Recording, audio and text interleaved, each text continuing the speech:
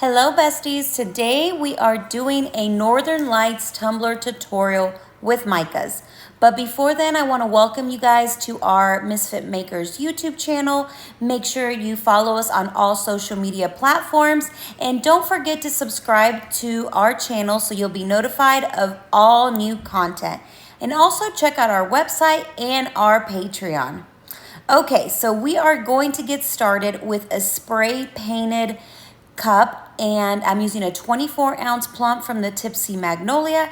I have all my neon micas from the Glitter Guy, and I have mixed 20 mLs of fast setting epoxy, and I mixed a little bit of ultra white mica from the Glitter Guy to add a nice sparkle to my Northern Lights cup. You want to make sure that you add a little extra epoxy, more than you would normally put on a cup, just because we were going to be adding micas and then kind of smearing them, or not smearing them, moving them. I don't know what the right word is. So you will be removing some of that excess epoxy that is on there. So make sure that you have plenty on there. Also, hit it with a torch before you start adding your micas. You want to make sure that all those little bubbles are popped. I used fast setting epoxy from CCDIY, but if you are newer to epoxy and do not like to be pressured by time, you can always use your regular artist resin from CCDIY. Okay, so here I am grabbing a little bit of mica at a time using my little spoon, and just to be able to control it. I want to just kind of splatter it on there with no rhyme or reason. I actually considered just leaving it like this because it kind of gave me like some retro, I don't know, roller skating rink vibes, you know, the neon kind of look on the dark carpets. You guys know what I'm talking about? Anyway, but we are doing a Northern Lights, and I wanted to make sure it was like a neon effect, so I chose a neon palette. But you could always use the color changing micas or any micas that you might have in your collection. I like to be a little generous with my micas just because I know I'm going to be like removing some, and some of it's not going to be as bright. I wish I would have added more, and I also wish I would have moved my micas lower down, so you can always actually bring it all the way down. I just kind of started up from the top, but either way, make it your own. There's no right or wrong way to do art. Okay, as you see here, I have this old little flared brush that I'm using, and I'm wiping between colors. And so as you see here, I'm just kind of streaking them out. That way it can give that northern light effect. Again, I recommend you go lower with your micas. Actually, you can go all the way to the bottom if you want, because you're gonna do a tree line. My problem was that I started up too high, and when I went to put my tree line, it kind of blended with the dark skies. But either way, it looks beautiful. Like I said, make it your own. There's no wrong or right way to make art, and you can always learn from your mistakes, and you can always learn from the experiences that, or all the trial and errors, and every single one is going to look different. So that's the beauty of art, that you cannot replicate it. You can try, but everybody does their own flair. So as you see here, I moved my micas around, and then I decided I needed more. So I went and added some more. Again, I'm using FastSet, so my work time is about 20, maybe max 30 minutes at this point. So you want to make sure you're moving fast if you are using FastSet and epoxy. But if you are using regular epoxy, then you can take your sweet time. Okay, so then I decided to add a little bit of chunky glitter to mimic some stars, and of course make it sparkle some more. So this is completely optional, just like any other step, but I think it gives it an extra pizzazz.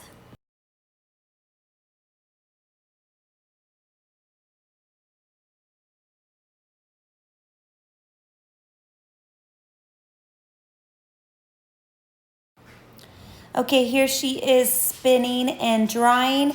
After this is cured, then we can move on to our next step. Like I said here, I wish I would have gone lower with my micas, but overall pretty satisfied with the look. So this is what it looks like after it has been cured and dry. Next, we are going to work on applying our tree line. But before then, we want to give it a nice light sand. That way we can remove any of those high spots, any bumps or bubbles that may have appeared.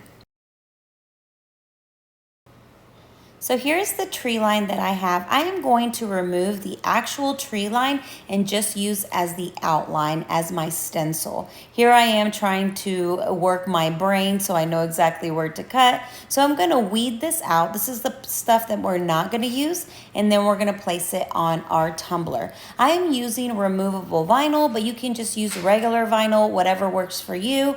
Just make sure that you place it on your cup and remove it as soon as possible so it doesn't relieve any sticky residue. Okay, so here is our tree line that we are using. We are going to place it on our cup. Once I find my, there it goes. But before then, you want to use transfer tape. You can place it by hand, but it's much harder, especially with all those little tiny pieces. So I just recommend using transfer tape to apply your decal. I got this decal from Google. I just searched tree lines. They're everywhere. You could just find it and then vectorize it on your Cricut or Silhouette software. But really, there's lots of options if you do not want to mess with figuring out a file or transferring it to an SVG form. You can always purchase one from Etsy. Okay, so where you place your tree line is completely up to you. Just make sure that where the seams touch, this is where it's kind of tricky, especially if you don't buy a file that's already sized for your tumbler. That you don't overlap them in a way where it looks kind of weird. So you will see that I am going to cut and kind of mess with it until my tree lines kind of organically, is that the word, like meet at the other side. So here I am struggling because I accidentally let go of the vinyl instead of holding it, so now they're overlapping. So I'm just gonna work my magic here and trim a little bit at a time until my tree lines fit just fine around my tumbler. Again, as far as where you put your tree line, it's anywhere you want. You can go up higher, you can go down lower. It's really up to you. So after this, we are going to spray paint it with some matte black spray paint, and then we'll move on to the next step. So I'll let you guys watch me struggle here as I fight my vinyl. After you have your vinyl tree line just like you want it, nice and seamless, you want to make sure you use some transfer tape or something else to cover up that beautiful Northern Lights art that you did on the top. And then I'm going to go outside and spray paint this. As you see here, it is still wet. I use Rust-Oleum Flat Black. I'm going to let it dry before I remove the vinyl, but I'm going to go ahead and remove my transfer tape since it's right on top and it's easy to take off. Then you're going to let it dry. After your spray paint is mostly or completely dry, you want to carefully use your pen or other weeding tool to remove that extra vinyl around your whole tree line. This is super tedious, but the results are completely worth it. So just take your time so you don't scratch any of your spray paint. If you do happen to scratch it, you could always touch it up with a little bit of spray paint, but just try to be careful and take your time.